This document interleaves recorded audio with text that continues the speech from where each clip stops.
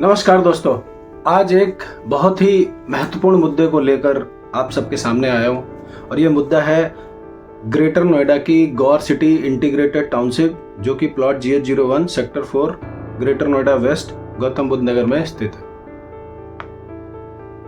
आज बात होगी इस टाउनशिप, इस प्लॉट के अंदर जो एक मिनी शहर बसाया गया है, उसमें प्रमोटर और अथॉरिटी के द्वारा, प्रमोटर और प्राधिकरण के द्वारा कैसे नॉन FAR एरिया और नॉन FAR फ्लोर एरिया के साथ खिलवाड़ किया गया है, जो कि सभी निवासियों के हक और अधिकारों पर एक तरीके से डाका है।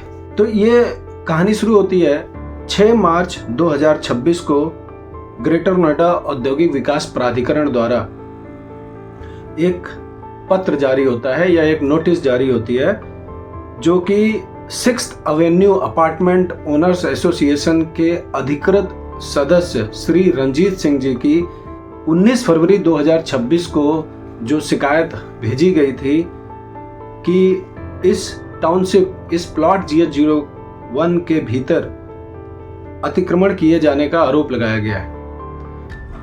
एक अतिक्रमण है इंक्रोचमेंट, जो कि नॉन FAR एरिया पर है, और दूसरा है जो अनऑथराइज्ड कंस्ट्रक्शन या इलीगल कंस्ट्रक्शन, जो कि नॉन FAR फ्लोर एरिया पर है। उसका एक लेटर अथॉरिटी को दिया गया था, उनके संज्ञान में दिया गया था, जिस पर प्राधिकरण के अंदर भी कई सारे विभाग हैं, जो कि सीधे तौर पर यहाँ पे जो फ्लैट बनते हैं उनके लिए उत्तरदायी होते हैं। वो 2 मेन हैं, वैसे तो कई सारे हैं क्योंकि सबका काम बटा हुआ है। जैसे कि अथॉरिटी के अंदर एक प्लानिंग डिपार्टमेंट है, बिल्डर डिपार्टमेंट है, हॉर्टिकल्चर डिपार्टमेंट है। तो ऐसे सब ये हैं जिसके सबका कुछ ना कुछ योगदान होता है, सबकी NOC होती है, प्लानिंग होती है, अप्रूवल होते हैं, जिसके बाद ये टाउनशिप बनते हैं। तो प्राधिकरण के बिल्डर डिपार्टमेंट ने प्राधिकरण के प्लानिंग डिपार्टमेंट को, जिसको नियोजन विभाग कहते हैं, उनको ये चिट्ठी भेजते हुए या एक आदेश दिया गया है कि आप इस परियोजना का, इस टाउनशिप का जो प्लॉट GH01 है, उसका स्थलीय निरीक्षण कराइए और रिपोर्ट प्रस्तुत कीजिए। तो 6 मार्च को ये नोटिस आई है। 19 फरवरी को 2026 में ये अपराइज किया गया था अथॉरिटी को।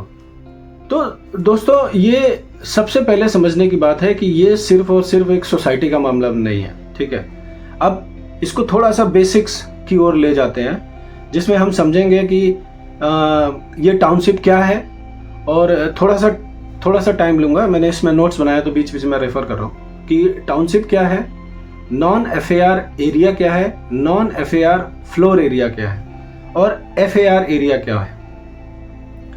तो जो पहली नज़र में ये जो गौर सिटी, आज मैं सिर्फ और सिर्फ गौर सिटी की बात करने वाला हूँ, क्योंकि यहाँ पे गौर सिटी और गौर सिटी 2 है। तो Gaur city 2 large group housing society है, जिसमें कई सारे प्लॉट्स हैं, लेकिन जो गौर सिटी है ये इंटीग्रेटेड टाउनशिप है, जो कि एक प्लॉट में स्थित है, प्लॉट GH01, और ये लगभग 5,03,216 स्क्वायर मीटर। तो अगर मोटा मतलब राउंड फिगर में देखें तो टोटल जो प्लॉट एरिया है वो 5 लाख वर्ग मीटर है।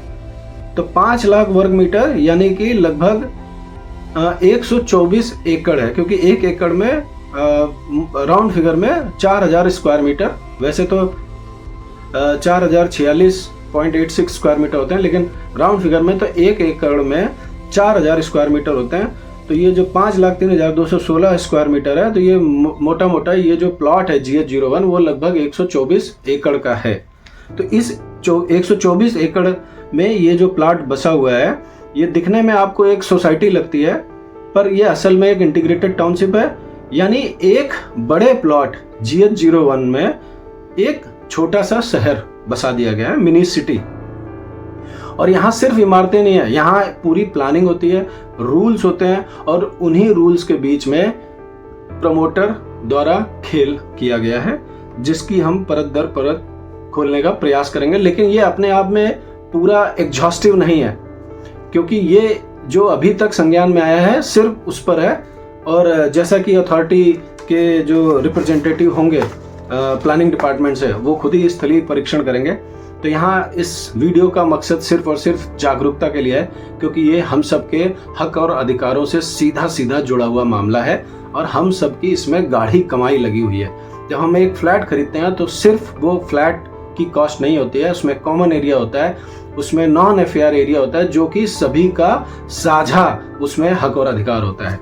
तो वो हम लोग डिस्कस कर रहे हैं। तो सबसे पहले मैं एक बैकग्राउंड दे दूं कि एफएआर क्या होता है।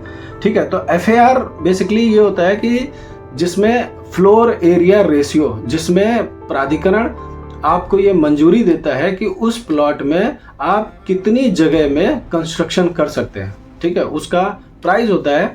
तो एफएआर जैसे उदाहरण के तौर पे मान लीजिए कि आपका जमीन जो है वो 200 स्क्वायर मीटर की है और उसका एफएआर 2 है, यानी 2 है, एफएआर 2 है। तो एफएआर वैल्यू जो है वो 2 है और प्लॉट का एरिया 200 स्क्वायर मीटर है। यानी आप जो कंस्ट्रक्शन उस प्लॉट में कर सकते हैं वो 200 इंटू 2 यानी 400 स्क्वायर मीटर का आप उसमें कंस्ट्रक्शन कर सकते हैं। इसकी परमिट है, आप अलाउड है, वो हो गया एफएआर। ठीक है, इस बेसिस पे ये एफएआर परमिट किया जाता है और इसकी कॉस्ट अथॉरिटी को दी जाती है। तो ये हो गया। अब यहीं पे बिल्डर या प्रमोटर का जो कमाई का खेल या गणित यहाँ से शुरू होती है। जितना ज़्यादा एफएआर का इस्तेमाल होगा उतने ज़्यादा फ्लैट्स बनेंगे और उतनी ज़्यादा कमाई होगी। अब नॉन एफएआर एरिया है, मैं बिल्कुल लेमैन में बता रहा हूँ। नॉन एफएआर भी वो हिस्सा है जिस पे बन तो सकता है लेकिन उसका एफएआर की गिनती में उसकी गणना शामिल नहीं होती है।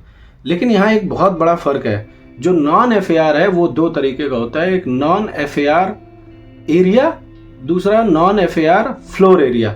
तो नॉन एफएआर जो एरिया होता है वो जमीन का वो हिस्सा होता है जो खाली या पब्लिक यूज के लिए छोड़ा जाता है। ठीक है, ये हॉरिजॉन्टल स्केल में होता है पूरे प्लॉट के हिसाब से। तो जो एफएआर होता है ना, ये पूरे प्लॉट के हिसाब से, जिसमें रेजिडेंशियल प्लॉट के हिसाब से एफएआर परमिट करता है अथॉरिटी। बाद में ये डिस्ट्रीब्यूट करते हैं प्रमोटर या बिल्डर कि कितना % उसको रेजिडेंशियल में रखना है, कितना % उसको कमर्शियल में रखना है। क्योंकि ये जो पूरी टाउनशिप है इसके अंदर रेजिडेंशियल पॉकेट्स हैं जो एवेन्यू कहते हैं, कमर्शियल पॉकेट्स हैं, पार्क है, पार्किंग है, स्टेडियम है, सेट बैक एरिया, ये सब पूरा उस हिसाब से छोड़ा जाता है। तो ये जो नॉन एफएआर एरिया है वो जमीन का वो हिस्सा जो खाली या पब्लिक यूज के लिए छोड़ा जाता है। उदाहरण के तौर पे जैसे पार्क्स हो गए, रोड्स, तो जो विद इन सिटी के अंदर जो इंटर पॉकेट्स या इंटर एवेन्यू रोड्स कनेक्ट करने के लिए, सिटी के अंदर एक जगह से दूसरी जगह जाने के लिए, green belt, open parking, set back area.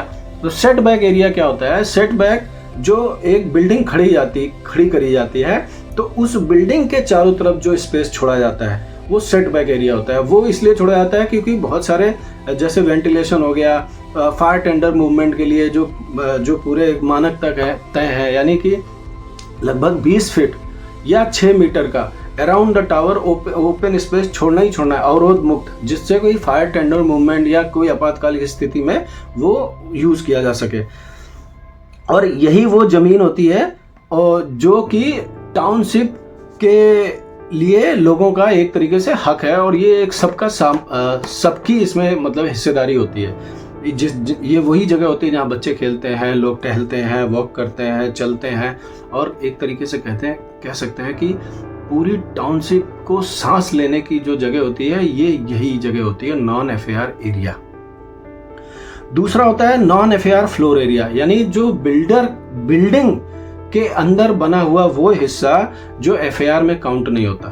ठीक है, मतलब नॉन एफएआर एरिया होता है पूरे प्लॉट में हॉरिजॉन्टल स्पेस जो पब्लिक यूज के लिए छोड़ी जाती है, और नॉन एफएआर फ्लोर एरिया जो बिल्डिंग के अंदर वो स्पेस छोड़ी जाती है जिससे कि बिल्डिंग का जो स्ट्रक्चर है वो चल सके। तो उसमें क्या आता है? तो उसमें आगे आपकी बालकनी हो गई, उसमें लिफ्ट हो गए, स्टेयर केस हो गए, बेसमेंट हो गया, स्टिल्ट पार्किंग हो गया, ये सब आता है नॉन एफएआर फ्लोर एरिया में। और ये स्ट्रक्चर के लिए बहुत जरूरी होता है एक बिल्डिंग को चलाने के लिए, क्योंकि लोग रहेंगे तो ये सब यूज करेंगे। तो ये भी प्राइवेट नहीं होता, ये पब्लिक यूज के लिए होता है जो हर रह रहे हैं। तो अब अगर बिल्डर या कोई भी व्यक्ति इन दोनों में गड़बड़ी करता है तो क्या फर्क पड़ता है? तो अगर नॉन एफएआर एरिया में, यानी जैसे पार्क, रोड, ओपन स्पेस पर कब्जा करता है, तो वो सिर्फ और सिर्फ रूल को तोड़ नहीं रहा, रूल को वायलेट नहीं कर रहा है, वो इंक्रोचमेंट कर रहा है, ठीक है, यानी पब्लिक की जमीन पर कब्जा कर रहा है। और ये सबसे गंभीर वायोलेशन है, क्योंकि ये सीधे सीधे हम सब के, आपके हक और अधिकारों को छीन रहा है। लेकिन अगर कोई बिल्डिंग के अंदर, जैसे स्टिल्ट पार्किंग में फ्लैट बना देता है, स्टिल्ट पार्किंग को फ्लैट में बदल देता है, तो इसका ये मतलब नहीं है कि वो सही है, उसे कहा जाएगा अनऑथराइज्ड कंस्ट्रक्शन या सैंक्शनड प्लान का वायोलेशन।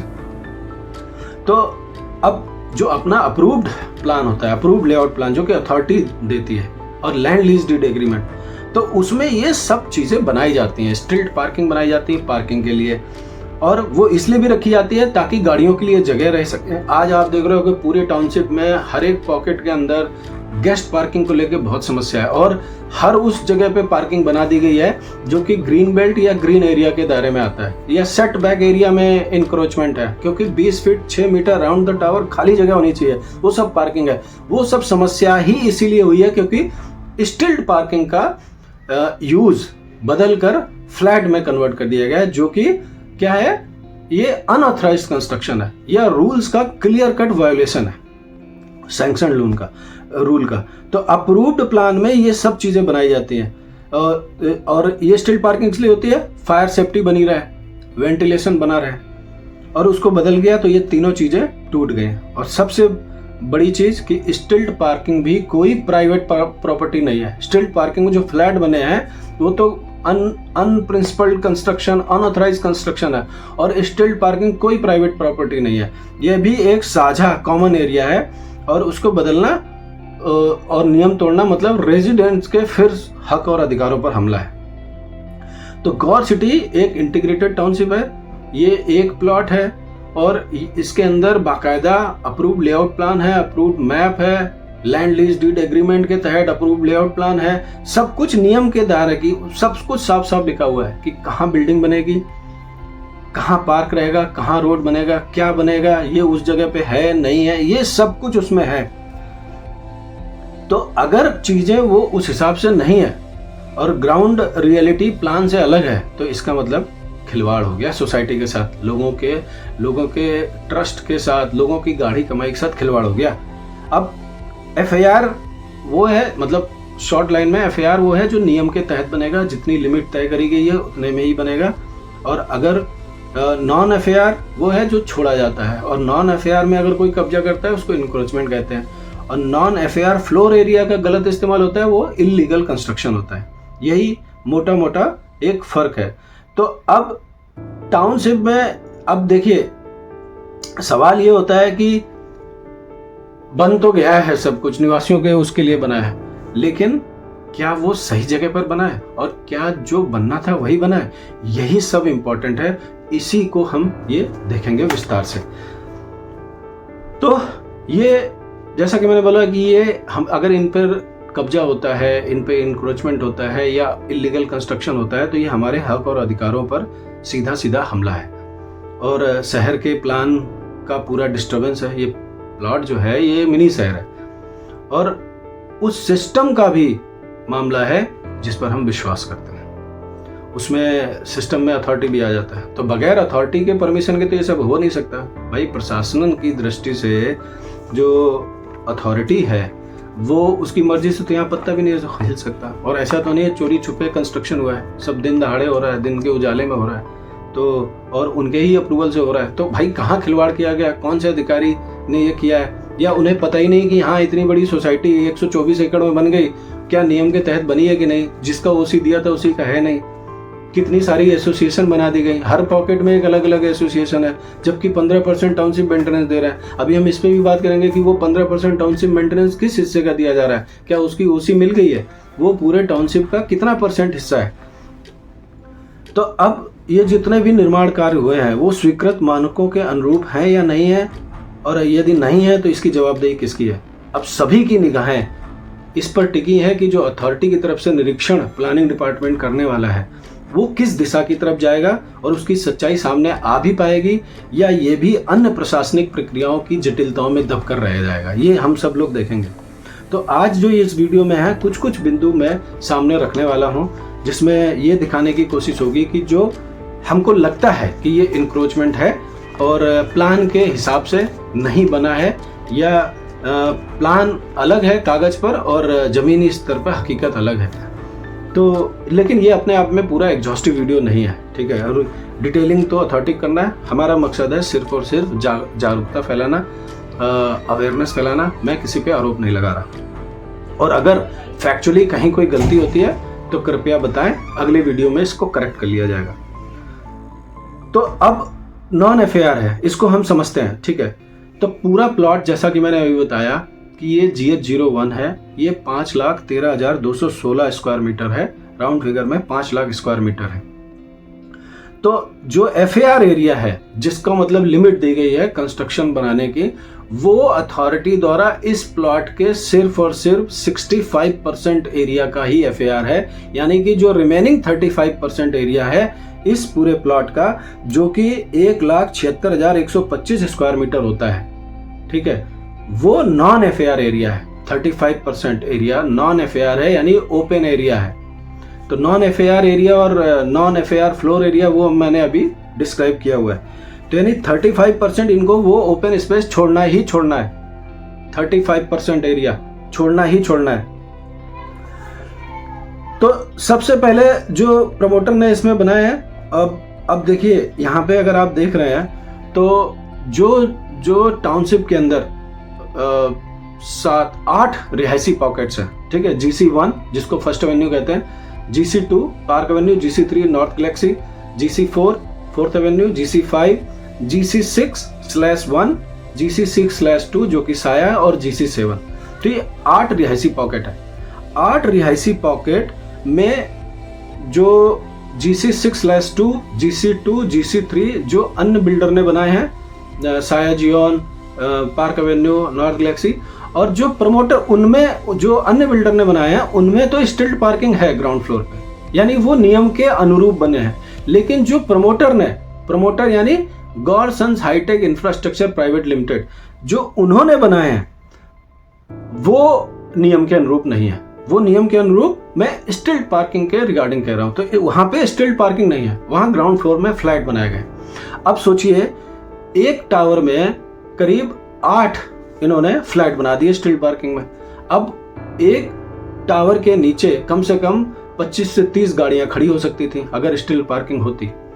अब उदाहरण के तौर पर GC5 में सपोज करिए 11 टावर है, तो 11 × 30 कर दीजिए, यानी 330, यानी 350 गाड़ियां GC5 में टावर के नीचे खड़ी हो सकती थी। तो आज जो इतनी समस्या है ओपन पार्किंग में, जो ओपन पार्किंग का एक तरीके से इंक्रोचमेंट है, नॉन एफआईआर एरिया का इंक्रोचमेंट है, नॉन एफआईआर फ्लोर एरिया में जो इलीगल कंस्ट्रक्शन है, वो सब नहीं होता और लोग सुकून से रह रहे होते, प्रॉपर वेंटिलेशन होता, फायर सेफ्टी के सारे नॉर्म्स फॉलो हो रहे होते, और वॉक करने के लिए, बच्चों के खेलने के लिए सारी जगह होती। जो पार्क फेसिंग करके फ्लैट बेचे गए हैं, रियलिटी में वो पार्किंग फेसिंग फ्लैट में कन्वर्ट हो गए हैं, बड़ा कंजस्टेड हो चुका है। तो जो प्रमोटर ने बनाए हैं वहां पे स्टिल्ट पार्किंग में इलीगल कंस्ट्रक्शन करके फ्लैट बना दिए गए। जबकि हुआ क्या था, इन्होंने एक एफआईआर फ्लोर का ऊपर बनाने का परमिशन लिया था। जैसे कि यहाँ पे देखेंगे तो लगभग सारी यूनिफॉर्मिटी है टावर की हाइट के हिसाब से, कितनी हाइट होगी, कितना क्या होगा, ये सब कुछ रूल में होता है। तो एक फ्लोर ऊपर बनाने का था, यानी 15 फ्लोर बनाने का था, वो ना बना के जो स्टिल्ट पार्किंग था ग्राउंड फ्लोर यानी बिना रूफ के, वो फ्लैट में कन्वर्ट कर दिया गया। तो ये एक पहला है जो कि इलीगल कंस्ट्रक्शन है। दूसरे उस पर बात करते हैं कि पूरे टाउनशिप में 3 MLCP है, ठीक है, जो कि वो जो 35% नॉन एफआईआर एरिया कह रहा हूँ उसमें आता है आपके ये 3 MLCP और 5 पार्क आते हैं, और जो इंटर एवेन्यू रोड्स हैं ये सब मिलके नॉन एफआईआर एरिया बनता है, जो कि 35% है, 1,76,000 स्क्वायर मीटर। तो उसमें 3 MLCP है। तो अब ये जो नॉन एफआईआर एरिया में कैसे इंक्रोचमेंट है बताता हूँ। तो एक पहली MLCP है वो P1 है, P1 MLCP। तो उसको देख के तो ऐसा लगता है कि उसका तो निजीकरण कर दिया गया है। अब ये P1 MLCP कौन सी है? ये वो है जो सिटी प्लाजा, जो कमर्शियल है, सिटी प्लाजा के पीछे जो मल्टी लेवल कार पार्किंग बनाई गई है वो P1 है। तो उस P1 के बेसमेंट में जो प्रमोटर की मेंटेनेंस एजेंसी है IP स्टेट प्राइवेट लिमिटेड, उसका कार्यालय बना हुआ है। उसके सारे स्टाफ वहां बैठते हैं, यानी कि वो लोग उस पर एक तरीके से इंक्रोच किए हुए हैं MLCP को। पर उसका अगर वो रेंट दे रहे हैं तो किसको दे रहे हैं, किस हेड में वो रेंट लिया जा रहा है, वो एसोसिएशन को नहीं बताया जा रहा है। दूसरा, ये पेड पार्किंग चलाई जा रही है इस MLCP में, जबकि वो हम जो मेंटेनेंस देते हैं 15% टाउनशिप मेंटेनेंस, जो भी मेंटेनेंस का 15% हिस्सा है वो टाउनशिप मेंटेनेंस में जाता है। तो वो जो टाउनशिप मेंटेनेंस है वो यही 35% नॉन FAR एरिया है जिसपे मेंटेनेंस जाती है। यानी निवासियों से उस पार्किंग को मेंटेन करने के लिए आप पैसे भी ले रहे हो।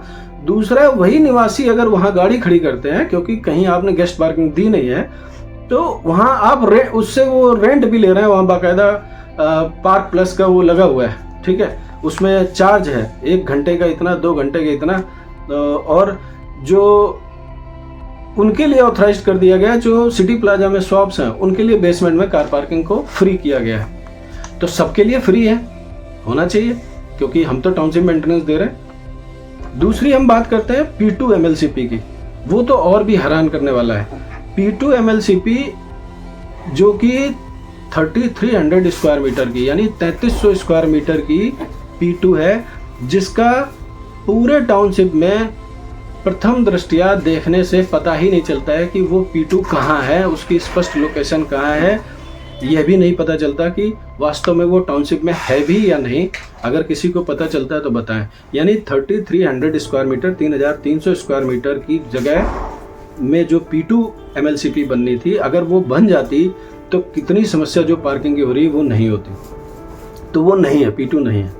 अब बात करते हैं P3 MLCP, यानी तीसरी जो MLCP multi level car parking. उसको देखने से ऐसा प्रतीत होता है जैसे कि वो उसको पूरा का पूरा गौर सिटी मॉल की पार्किंग के रूप में कन्वर्ट कर दिया गया है और उसका निजीकरण कर दिया गया है। वो उसके अगर आप फर्स्ट फ्लोर में देखेंगे और उसके जो ग्राउंड फ्लोर में देखेंगे तो वहाँ पे जो ये कार की रीसेल की कंपनियां है, जैसे कार्स 24, उसका ऑफिस बना हुआ है। और फर्स्ट फ्लोर में कार्स 24 के लिए कम से कम नहीं तो 30 से 40 पार्किंग अलॉटेड है। और दूसरी जो रीसेल कंपनी है स्पिनी, उसका भी कार्यालय फर्स्ट फ्लोर में है और उसके लिए भी 30 से 40, यानी पूरी तरीके से निजीकरण है, उनसे रेंट लिया जा रहा है। जबकि ये हम सब निवासियों के टाउनशिप मेंटेनेंस जो हम दे रहे हैं उससे मेंटेन हो रही है, ठीक है। तो इसका पूरी तरीके से उपयोग बदल दिया गया है। फिर ये तो हो गई पार्किंग की। फिर दूसरा पॉइंट आता है पार्कों का। यहाँ पार्क जो बने हुए हैं, जैसे कि पार्कों का भी निजीकरण कर दिया गया है, उनका जगह जगह स्वरूप बदल दिया गया है। वो एक अलग ही कहानी बताता है। पहला पार्क है, यहाँ जो पार्किंग की नंबरिंग है वो G1, G2, G3, G4, G5 के नाम से। तो G1 जो है, जिसको ये लोग दादा दादी पार्क के नाम का डिस्प्ले लगा हुआ है, एक्चुअल नाम का वहाँ स्टिकर नहीं है, बाहर जो डिस्प्ले हो पता ही ना चले कि एक्चुअल में ये किसका है। तो वो जो G1 पार्क है, वो उसका पहला हिस्सा, जो दादा दादी का पहला हिस्सा है, उसमें PNG का पूरा सेटअप लगा हुआ है और उससे लाखों रुपए हर महीने किराया लिया जा रहा है। तो वो निजीकरण कर दिया गया, ठीक है। दूसरा इसका जो हिस्सा पीछे का हिस्सा है, जो कि गौर सिटी 2 की तरफ जो रोड है, उस पर प्लांट नर्सरी लगा के इंक्रोच किया गया है, जिसका भी वो रेंट ले रहे हैं। और वो किस हेड में ले रहे हैं किसी को नहीं पता। दूसरा पार्क आता है G2, जो कि जिसको ये लेक व्यू पार्क कहते हैं। तो लेक व्यू पार्क के बाहर भी कारों की पार्किंग लगाई जा रही है, ठीक है। तो वो भी इंक्रोचमेंट है। तीसरा आते हैं G3, जिसको हम कहते हैं राधा कृष्ण पार्क। तो राधा कृष्ण पार्क के जो पार्टीशन वॉल है और जो GC5 की लाइसेंसी फैसिलिटी लैंड में मल्टी स्टोरी बिल्डिंग के मल्टी सुपर स्पेशलिटी हॉस्पिटल बनाए गए हैं, वो उस पार्क की रोड के साथ पेड पार्किंग के स्टिकर्स लगे हुए हैं, वहां पेड पार्किंग कराई जा रही है, यानी रोड पर पेड पार्किंग कराई जा रही है। वो भी इंक्रोचमेंट है। अब हम चलते हैं स्टेडियम की तरफ, जिसमें जिसको कहते हैं G4 G5, तो उसमें एक क्रिकेट का ग्राउंड है, एक फुटबॉल का ग्राउंड है। तो उसमें भी जगह जगह निजीकरण करके अलग अलग एकेडमीज चलाई जा रही हैं, रेंट उनसे बाकायदा लिया जा रहा है, एक एक स्टेडियम बुक करने का रेंट लिया जा रहा है, और जबकि वो हमारे टाउनशिप मेंटेनेंस के पैसे से सब मेंटेन हो रही हैं। और एक निवासी बगैर उनको फिर से और पैसा दिए हुए कार्ड बनवाए उनमें एंट्री नहीं कर सकता।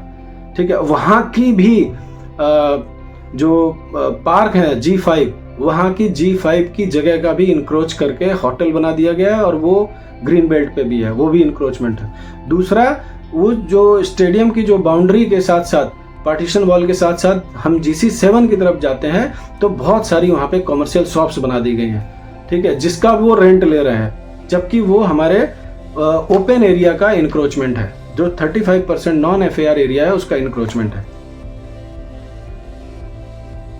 तो ये जगह जगह ये इंक्रोचमेंट दिख रहा है, उसमें दुकानें बनी हुई हैं, जो कि एक बहुत ही गंभीर मामला है। सार्वजनिक जगहों पर पेड पार्किंग चलाई जा रही है, जैसा मैंने अभी बताया, सीधे सीधे निवासियों के अधिकारों और सार्वजनिक संसाधनों के उपयोग पर सवाल खड़ा करता है। GC5 की लाइसेंसी फैसिलिटी लैंड, जो कि उदाहरण के तौर पे बता रहा हूँ, हर एक पॉकेट की जो प्रमोटर के इतर दूसरे बिल्डर ने बनाई है उसमें लाइसेंसी फैसिलिटी लैंड नहीं है, लेकिन जो प्रमोटर के पॉकेट्स हैं उसमें सब में लाइसेंसी फैसिलिटी लैंड है। उन लाइसेंसी फैसिलिटी लैंड को अलग अलग प्लॉट करके उसका लिखकर इंडिविजुअल को ट्राई पार्टी सबलीज कर दिया गया है, जो कि सरकार के रेवेन्यू का सीधा सीधा लॉस है। लैंड रेवेन्यू का ये लॉस है, क्योंकि प्लॉट, पूरा टाउनशिप एक प्लॉट है, उस प्लॉट के अंदर भी जगह जगह अलग अलग प्लॉट बना दिए गए। तो अब मेरा प्राधिकरण से सीधा सवाल है कि एक प्लॉट के अंदर कितने प्लॉट हो सकते हैं? उसमें लैंड लीज डीड एग्रीमेंट का घोर उल्लंघन है। लैंड लीज डीड एग्रीमेंट की D17 जो धारा है वो साफ साफ कहती है कि 20,000 स्क्वायर मीटर से कम की लैंड को सबलीज नहीं कर सकते। सबलीज करने के लिए कम से कम 20,000 स्क्वायर मीटर की लैंड होनी चाहिए।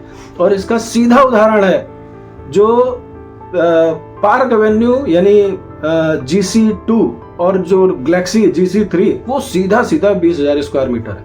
इससे कम की लैंड को सबलीज नहीं कर सकते। पर ये 3200 वर्ग मीटर, उदाहरण के तौर पे 3200 वर्ग मीटर है, इसको भी अलग अलग प्लॉट बना के 1000 स्क्वायर मीटर का प्लॉट बना के हॉस्पिटल बन रहे हैं। जबकि कहीं डिस्पेंसरी का लाइसेंस है, कहीं नर्सिंग होम का लाइसेंस है, पर यहाँ सारे मल्टी सुपर स्पेशलिटी 10-10, 12-12, 13-13 फ्लोर के हॉस्पिटल बन के खड़े हो गए। जबकि तीनों के अलग अलग रूल्स हैं, प्रोविजन है, हॉस्पिटल अलग है, डिस्पेंसरी अलग है, नर्सिंग होम अलग है। GC1 जो पॉकेट GC1 जिसको फर्स्ट एवेन्यू कहते हैं, उसकी लाइसेंसी फैसिलिटी लैंड में गैलेक्सी मार्केट है। ठीक है, अभी एक और बिल्डिंग बन के वहाँ खड़ी हो रही है बीच में, वो उसको एक अलग प्लॉट बना के उसका अब मैप पास कर दिया गया है। अब सोचिए आप, एक प्लॉट के अंदर कितने सारे प्लॉट बने हुए हैं, और जबकि आज तक अप्रूव्ड लेआउट प्लान और अप्रूव्ड मैप रिवाइज नहीं हुआ है। GC5 में 3200 वर्ग मीटर में 1000 वर्ग मीटर में एक नर्सरी स्कूल या क्रेच बनना था, और 200 वर्ग मीटर में मिल्क एंड वेजिटेबल शॉप बननी थी, और 2000 स्क्वायर मीटर में एक कम्युनिटी शॉप बननी थी। अब इन्होंने क्या किया है, 2000 स्क्वायर मीटर को 1000 स्क्वायर मीटर के 2 प्लॉट बना दिए, वहाँ 2 हॉस्पिटल बन गए, और एक नर्सरी स्कूल जो 1000 स्क्वायर मीटर में मल्टी फ्लोर का बन के खड़ा हो गया, और एक milk and vegetable 200 square metre की है, जो कि उसमें अलग ही लेवल का वो शॉप चल रही है। मिल्क वेजिटेबल तो कभी दिखा नहीं, उसके अंदर भी एक प्ले ग्रुप बन गया है। सिटी प्लाजा और MLCP के बीच, सिटी प्लाजा और MLCP जो वो P1 है उसके बीच में एक प्लांट नर्सरी चल रही है, और दूसरा वहीं पे एक जूस की दुकान चल रही है। ये सब ओपन पार्किंग में इंक्रोचमेंट है। अब अगर आप टाउनशिप में जो ताज हाईवे की तरफ से एंटर करते हैं गेट नंबर 1 से, तो उसमें एक ATM लगा हुआ है, वो भी इंक्रोचमेंट है। उसका रेंट किस हेड में लिया जा रहा है? अब जब हम गौर सिटी 2 की तरफ जाते हैं गेट नंबर 2 में, उसमें ATM है, उससे भी रेंट लिया जा रहा है। वो किस हेड में लिया जा रहा है? एसोसिएशन कौन सी यहाँ पे वैलिड एसोसिएशन है? क्योंकि as per UP apartment act 1 plot sale है 1 एसोसिएशन। यहाँ तो हर पॉकेट में एसोसिएशन बनी हुई है, और जो 35% नॉन FAR एरिया है वो किसी भी एसोसिएशन के अधिकार क्षेत्र में नहीं है। मतलब एक प्लॉट के अंदर क्या कोई ऐसी जगह हो सकती है जो बगैर एसोसिएशन की हो? ये सोचने वाली बात है। और इसमें अथॉरिटी जवाब दें, क्या ये जितनी भी एसोसिएशन बनी है ये आपके अप्रूव्ड मैप के हिसाब से बनी है, जो आपने ओसी दी है उसके हिसाब से बनी है, या आपको शामिल ही नहीं किया गया एसोसिएशन बनवाने में? तो अब सवाल ये होता है कि ये सब अनियमितताएं हुई हैं, ये प्राधिकरण के किस अधिकारी के अनुमति से हो रही? क्योंकि बगैर उसके तो हो ही नहीं सकता, या फिर कहीं कोई किसी की जवाबदेही के बिना ही सब कुछ चल रहा है। बात यहीं खत्म नहीं होती। पूरे टाउनशिप की कोई भी डिमार्केटेड बाउंड्री आज तक स्पष्ट नहीं दिखती है। खासकर ताज हाईवे साइड से, ताज हाईवे फेसिंग साइड से आप जाएंगे तो जो ये आरजा स्क्वायर 1, आरजा square 2, embark plaza, petrol pump होते हुए सिटी सेंटर, मॉल, कहीं आपको प्रॉपर इसकी बाउंड्री नहीं दिखेगी। और आरजा स्क्वायर 1, 2 और इसके सामने, एम्बार्क के सामने तो ग्रीन बेल्ट पे इंक्रोच करके पार्किंग बनाई गई है। साया जियोन की जो सोसाइटी की फ्रंट साइड में कोई वॉल नहीं है, बगैर बाउंड्री वॉल के गेट है, बगैर पार्टीशन वॉल के गेट है। अब ध्यान देने वाली बात यह है कि यह कोई नया मुद्दा नहीं है, ठीक है। ग्रीन बेल्ट पर इंक्रोचमेंट का कोई नया मुद्दा नहीं है। 2019 में प्राधिकरण के कार्यालय का आदेश आया था 19 अगस्त 2019 को, जिसमें ग्रीन बेल्ट और अप्रोच रोड पर अतिक्रमण के मामले में करीब 13 बिल्डरों को नोटिस भेजी गई थी और लाखों रुपए की पेनल्टी लगाई गई थी। और उस पेनल्टी में बाकायदा लिखा था कि किस किस तरीके से पेनल्टी करी गई है, और वो उत्तर प्रदेश औद्योगिक विकास अधिनियम 1976 की धारा 10 के तहत कार्रवाई करी गई थी। और उसमें गौर सिटी के भी प्रोजेक्ट शामिल है। उसमें जो 13 बिल्डर हैं उनमें से कौन कौन से हैं? सैम इंडिया ओलंपिया, ड्रीम विले, गैलेक्सी प्लाजा ये वही है जो गौर सिटी 1 यानी GC1 जो फर्स्ट एवेन्यू की वो जो मार्केट है, साया जियोन, आरजा स्क्वायर, गौर सिटी प्लॉट GH01 सहित NX 1 निराला स्टेट आदि इत्यादि करीब 13 बिल्डरों पर कार्रवाई हुई थी। और उसमें करोड़ों रुपए पेनल्टी के रूप में निर्धारित किए गए। तो उसमें बताया गया था लगभग 15 रुपए 75 पैसे प्रति वर्ग मीटर प्रतिदिन के हिसाब से 18% GST लगाकर पेनल्टी लगाई गई थी। और ये जब नोटिस दी गई, यानी कार्यालय का आदेश दिनांक 19 अगस्त 2019 था, लेकिन जब नोटिस वो भेजी गई जिनमें अधिकारियों के सिग्नेचर थे वो 14 से 17 अगस्त 2021, मतलब उसमें भी 2 साल का वो था। और उसमें बोला कि इस डेट से 6 महीने तक का इसमें ये दे दें, 6 महीने का ये दे दें, 6 महीने तक की अवधि के लिए जुर्माना तय किया गया था। अब सवाल ये उठता है, क्या इन बिल्डरों ने वास्तव में अतिक्रमण हटाया था? क्या इन्होंने पेनल्टी जमा कर दी गई थी? हालांकि वो अलग विषय, वो प्राधिकरण जाने पेनल्टी लगाई तो पेनल्टी मिली या नहीं, या सिर्फ कागजों पे रही। हमारा ये उद्देश्य है कि क्या पेनल्टी दे दी गई है तो क्या वो जो ग्रीन बेल्ट पर कब्जा है वो वैध हो जाता है? क्या वो पेनल्टी जमा करने के बाद ग्रीन बेल्ट के मालिक हो जाते हैं जो भी प्रमोटर या बिल्डर हैं जिन्होंने ये सब किया हुआ है? मतलब नॉन एफआईआर एरिया और ग्रीन बेल्ट पर जो इंक्रोचमेंट किया है, क्या वो वैलिड हो जाता है? क्योंकि आज भी स्थिति तो वैसी दिख रही है, कुछ बदला तो है नहीं। हाँ, आज हम 2026 में, 2019 और 21 में जो नोटिस और आदेश था वो आज भी वैसे ही दिख रहा है और सबके सामने दिन दहाड़े। तो ये मामला सिर्फ और सिर्फ जुर्माने का नहीं था, ये मामला था जो ये सार्वजनिक जगह पर ग्रीन बेल्ट पर ये जो नियमों की अनदेखी और नियमों की खुली अनदेखी की गई है, ये उससे जुड़ा मुद्दा है। क्योंकि जमीन पर आज तक कोई बदलाव नहीं हुआ है। और सवाल बिल्डर या प्रमोटर पे नहीं है, सवाल सीधा का सीधा सिस्टम पर है। और इस वीडियो में मैंने छोटे छोटे क्लिप्स आप देखेंगे जो कि सामान्य दृश्य नहीं है। मैंने ये दिखाने की कोशिश की है कि जो हमें लगता है कि जो कि अप्रूव्ड मैप या लेआउट प्लान के हिसाब से नहीं है, वो ये सब इंक्रोच है। आप उसमें देखिएगा जहाँ पे संभावित उसमें अतिक्रमण नज़र आता है। और अपने अनुभव से अंदाज़ा लगाइए कि टाउनशिप के अंदर क्या बदलाव हो रहा है, खुद ध्यान दीजिए। और ये कोई न कोई जजमेंट या निष्कर्ष थोपने के लिए वीडियो नहीं है। इसका सिर्फ और सिर्फ मकसद यही है कि सबकी गाढ़ी कमाई इसमें लगी हुई है, सभी अपने हक और अधिकार के प्रति सचेत रहें और जागरूक रहें। और धीरे धीरे जब सब लोग जिम्मेदारी उठाएंगे, क्योंकि कोई एक व्यक्ति ये पूरा नहीं कर सकता, और जो कर रहे हैं वो सोचिए कितना अपना एफर्ट उसमें लगा रहे हैं, और सभी का साझा इसमें ये होगा तो एक दिन सूरत हाल इसमें जरूर बदलेंगे। अब दूसरा चीज है कि ये जो अप्रूव लेआउट प्लान है इसका BP 5037 नंबर है और डेट है 21/6/2010। अगर जो अथॉरिटी से या जिनका हैंडओवर हो चुका एसोसिएशन है उनके पास ये डॉक्यूमेंट होने चाहिए।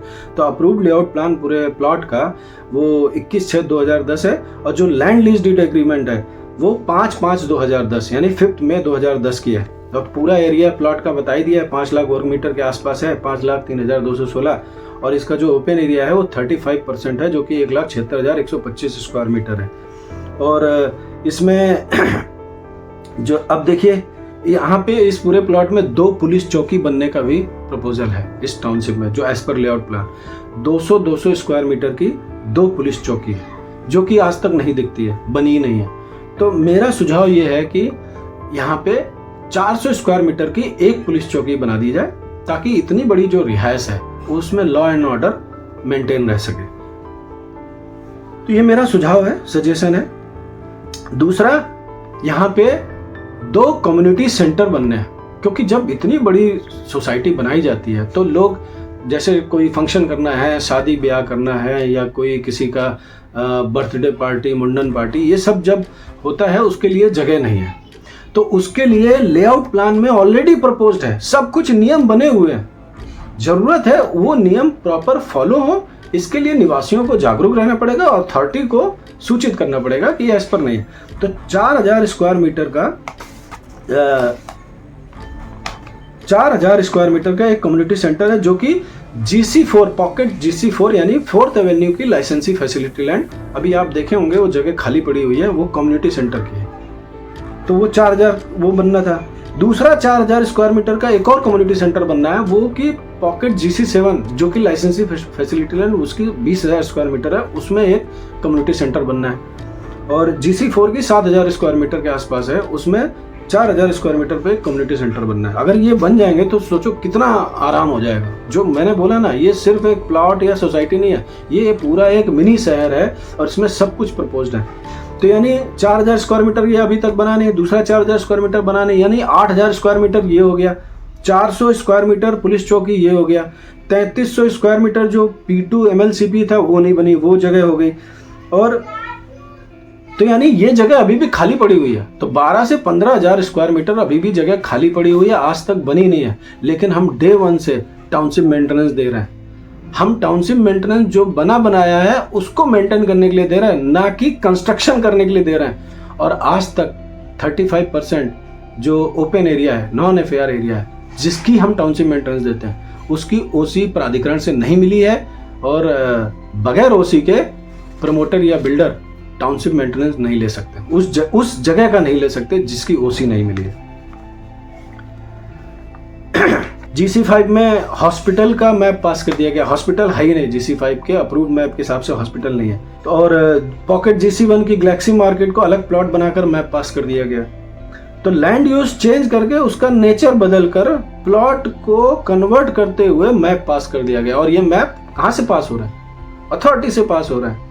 अथॉरिटी के प्लानिंग और बिल्डर डिपार्टमेंट की ही वजह से जहाँ ये वो हो रहे हैं, दिक्कत वहाँ है। तो क्या ये सब इलीगल इंक्रोचमेंट से हो रहा है? GC4 की लाइसेंसी फैसिलिटी लैंड में डिस्पेंसरी बननी थी, वो life hospital multi super speciality बन गया है। GC5 में मदरलैंड बन गया और एक और बन रहा है, अभी Cloud9 बन चुका है। और ये सब जो ये अथॉरिटी गवर्नमेंट का रेवेन्यू लॉस हो रहा है, क्योंकि यार जो चीज़ बननी थी वो वही बना के आप सब लीज कर सकते हो। आप तो वो सब नियमों की अवहेलना करते हुए लैंड को ही, जो कि लैंड लीज डीड एग्रीमेंट का खुला उल्लंघन है, D17 का।